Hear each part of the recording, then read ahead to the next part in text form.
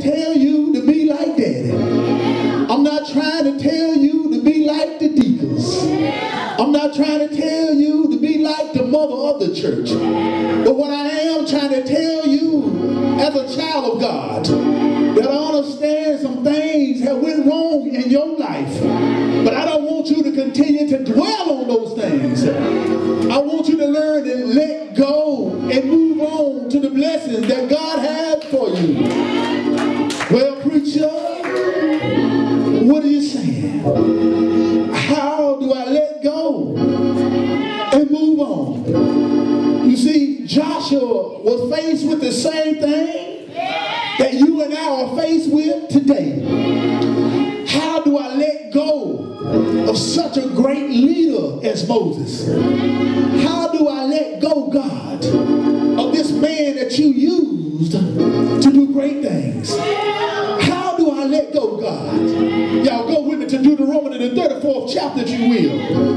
In the 10th verse, Joshua asked the question, how do I let go of a man that is so great that Moses was? See, the 10th verse, we'll see, and there arose not a prophet since in Israel. We're talking about Moses. That there was not a prophet like Moses in Israel. Watch this. That knew God face to face. There was nobody like Moses that God used to turn the Nile into blood.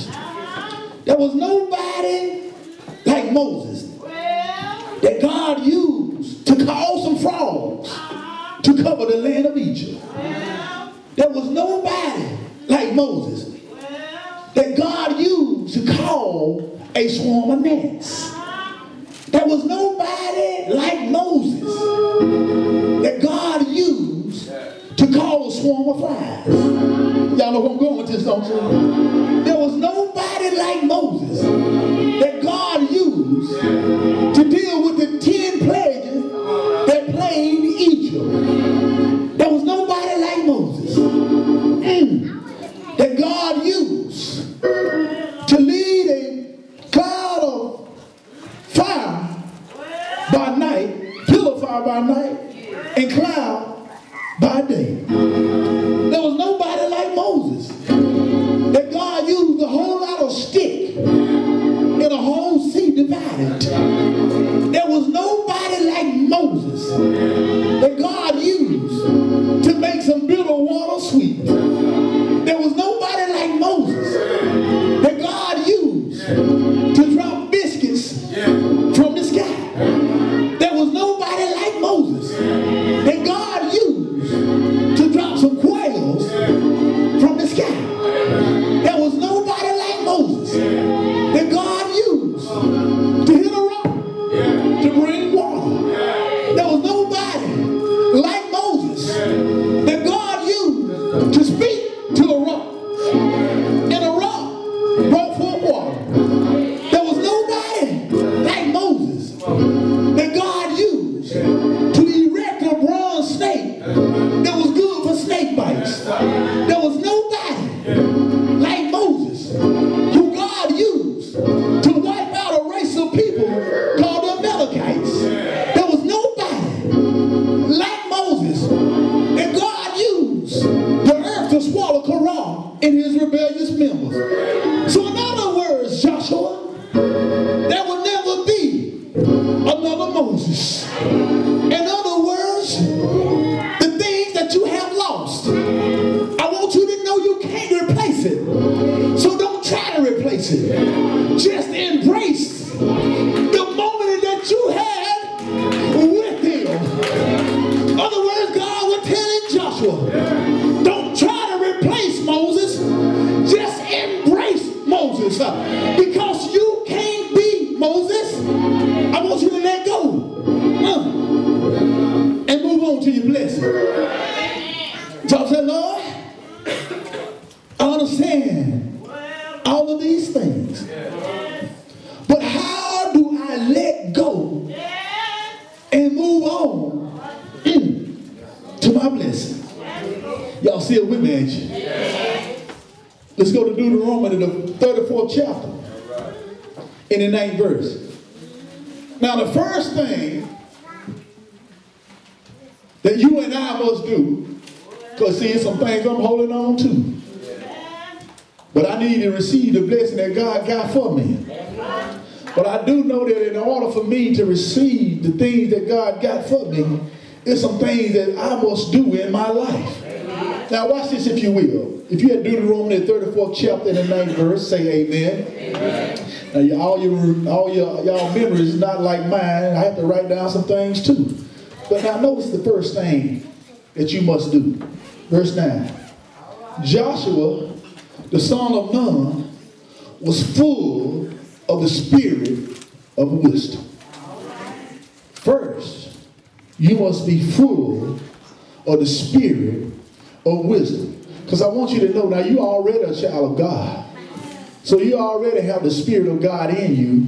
And that's the only reason God is trying to bless you, because you are his child. And so you already possess the spirit of God. Now you need to know what must I do in order to receive the blessing that God has for me, because you see some things in my life that I had quite not yet getting over with yet. So I need to learn how to get over these things in order to get the blessing that God has for me. Watch this, y'all.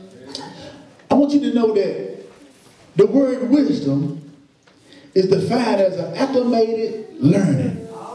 Now, the word acclimated means a collection, collective, or a pile of. So, in other words, wisdom is a pile of life experiences. In other words, it's some things that life have taught us to do. Some things that we don't learn not to do in life, and some things we have learned what to do in life. So in other words, in order for us, and we know that wisdom, get this, wisdom comes from God. Remember now, it says that you must first have a spirit of wisdom. So now if you don't have this spirit of wisdom, you need to be praying that God will send you a spirit of wisdom. In other words, the spirit of wisdom, it is what directs us in the way that we should go. Not only the way that we should go, but what we should do. Now we know that the first thing that we must do in order for us to move on is to let go. I wish I just had two people that remember what I said. The first thing that wisdom should teach us, that it is time for us to let go. So now with Joshua, when we go to the 34th chapter of Deuteronomy, looking at the 8th verse, we see that 30 days was enough time for the children of Israel to mourn. Now I want you to know that God was telling Joshua, all the crying in the world is not going to bring Moses back. And I want you to know that all the complaining in the world ain't going to solve your problem. I want you to know all the crying in the world ain't going to help you to overcome what it is that you're going through. I want you to know all the reflection back on what used to be, it ain't going to help you to get your blessing. But I'm trying to help some folk in here to let go and move on to the blessings that God has for you.